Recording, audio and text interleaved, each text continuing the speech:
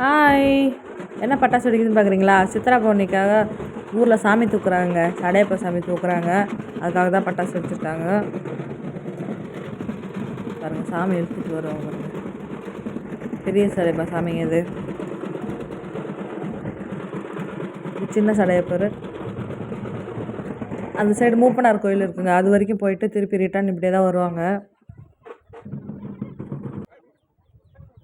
போயிட்டு அங்கே மூப்பனார் கோயில் வரைக்கும் போயிட்டு திருப்பி ரிட்டர்ன் வராங்க.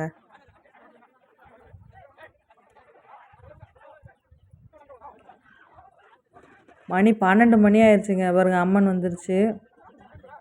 இங்கே எல்லாம் லைனாக படுப்பாங்க. படுக்க வச்சு இந்த ஒரு சாமியை வச்சு 3 சுற்று சுற்றுவாங்க. இடுப்பு வலி, கை கால் வலி, மூட்டு வலி இந்த மாதிரி இருக்கிறதெல்லாம் இது மாதிரி கீழே படுத்து சாமி சுற்றி வந்தால் சரியாக போயிடணும் ஒரு நம்பிக்கை இருக்குங்க.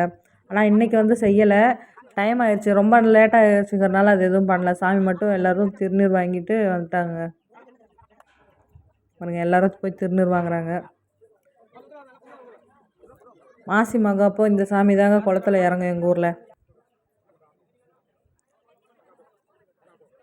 ஏதாவது விசேஷம்னா சாமி ஊருக்கு தூக்கிட்டு வருவாங்க. இந்த மாதிரி ஊர்வலமாக சாமி ஊர் சுற்றிட்டு ரிட்டர்ன் போகுதுங்க கோயிலுக்கே. தேங்க்யூ.